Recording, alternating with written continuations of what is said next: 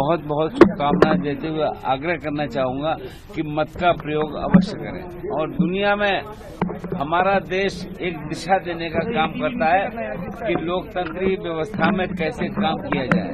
आजादी की बात से लेकर अब तक जिस ढंग से लोकतंत्र हमारे देश में चल रहा है, ये दुनिया में एक मिसाल का कायम कर रहा है। मैं आपके माध्यम से सभी प्रदेश के मतदाता भाई बहनों को शुभकामनाएं देते हुए और विश्वास के साथ कि अधिकतम मतदान का प्रयोग करें। और आपने ध्यान किया होगा कि देश के हर हिस्से में, जैसे अभी बीते समय में जम्मू में जो चुनाव और कश्मीर में चुनाव हुआ, अच्छी संख्या में लोगों ने मतदान का किया।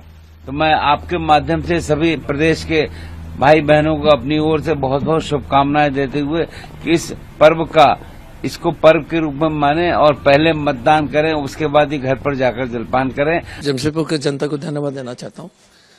जिस तरह से अपार प्यार मिला है, सब लोग अपने घर से निकल के वोट डालें।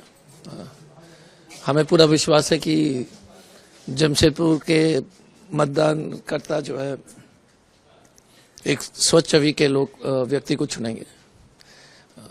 पहले भी हमने हमेशा कहा है कि हमने जमशेदपुर का सेवा किया है और 5 साल सेवा करेंगे तो कोई निराश नहीं होगा। ये हमारा वादा भी और आश्वासन भी है। लगातार ये जो सीट है बीजेपी का पाले में रहा है, 4 बार रघुवर दास, 1 बार सरयू राय ने सीट हासिल की है। क्या लग रहा है इस बार आपके लिए मुकाबला कितना? नहीं, हर चुनाव चुनौतीपूर्ण है, लेकिन मुझे लगता है कि एक परिवार के हरकतें से लोग परेशान हैं, दिल में लोग परेशान हो गए।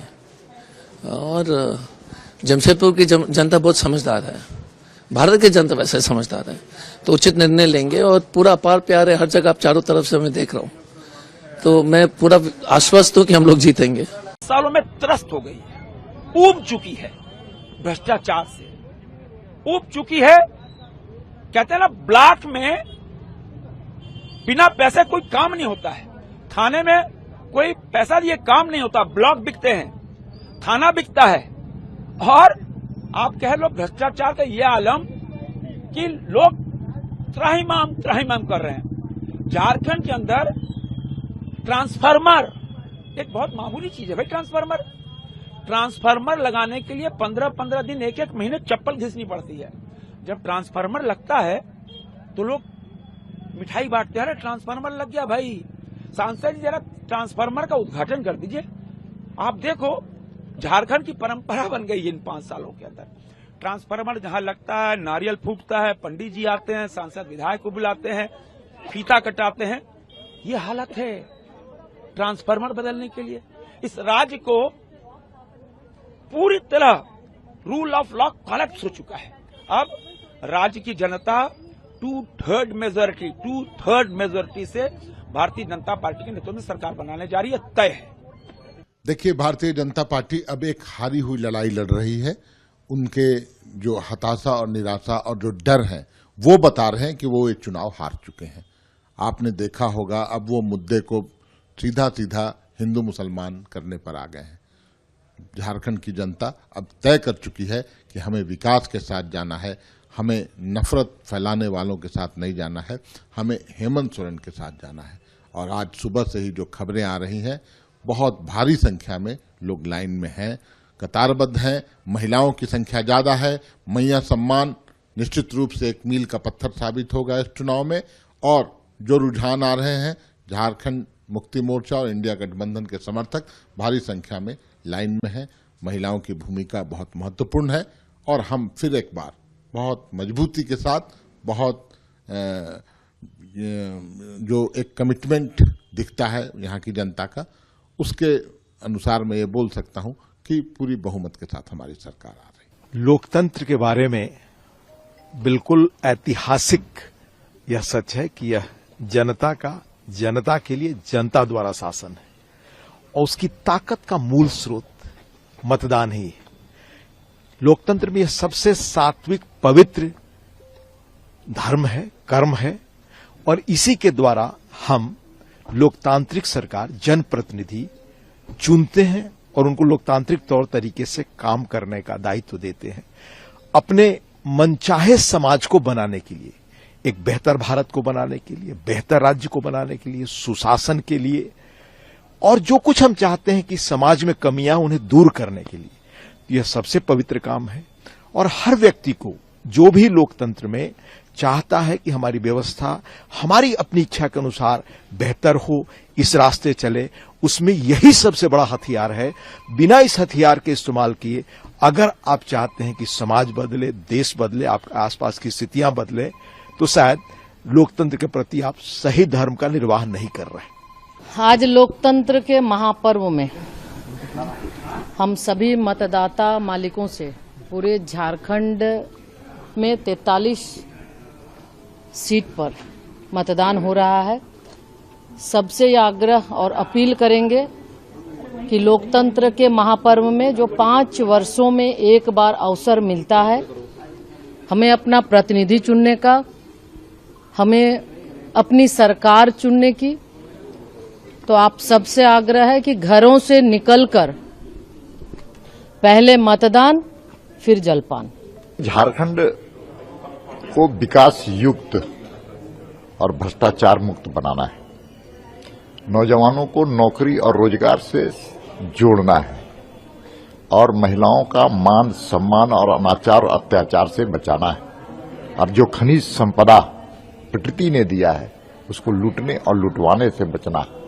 और साथ में जिस प्रकार का गवर्नेंस समाज उपयोगी और समाजोन्मुखी बनना चाहिए वो बनाने का भी संकल्प आने वाली सरकार डबल इंजन की सरकार लेगी। आपकी पार्टी पर जेएमएम कांग्रेस जो पूरा रूलिंग अलायंस है लगातार सवाल उठा रहा है। कल ईडी कार्रवाई हुई, उसको लेकर हमलावर है वो लोग। देखिए, बांग्लादेशी घुसपैठी झारखंड को तबाह किया हुआ है। आज अराजकता की स्थिति है, डेमोग्राफी में परिवर्तन आ रहा है और हमारे आर्थिक संसाधन पर वो काबिज हुए। जो भारत विरोधी शक्तियां हैं, देशद्रोही शक्तियां हैं, वहां पर फिर से सक्रिय होकर के भारत को कमजोर करने की साजिश रच रही है। हमारी बहनों के साथ लव जिहाद किया जाता है, लैंड जिहाद किया जाता है। और जब इसके खिलाफ भारतीय जनता पार्टी ये कानून अपना काम करती है तो घबराहट और बौखलाहट क्यों होता है झारखंड मुक्ति मोर्चा और कांग्रेस के लोगों को? सीधा क्योंकि बांग्लादेशी घुसपैठियों को समर्थन और संरक्षण देने वाली ये सरकार है और इसको वोट बैंक के दृष्टि से एकत्र करके अपने लिए उपयोग करना चाहिए। हाँ, महिला सुरक्षा मेरी प्रायोरिटी रहेगी और साथ में मैं महिलाओं की अध्यक्ष भी रही हूँ। उस समय भी मैंने सीसीटीवी लगवाने का काम किया। उस समय भी मैंने स्कूटी वगैरह से पेट्रोलिंग करने का सुझाव दिया था, जिसे किया गया प्रशासन द्वारा। और अभी भी लगातार काम कर रही हूँ। हर दिन महिला मुद्दों पर मैं महिलाओं को तरह तरह की परेशानियों से बचाने का काम करती हूँ। आने वाले समय में भी करूंगी और हर एक क्लास के लिए काम करूंगी।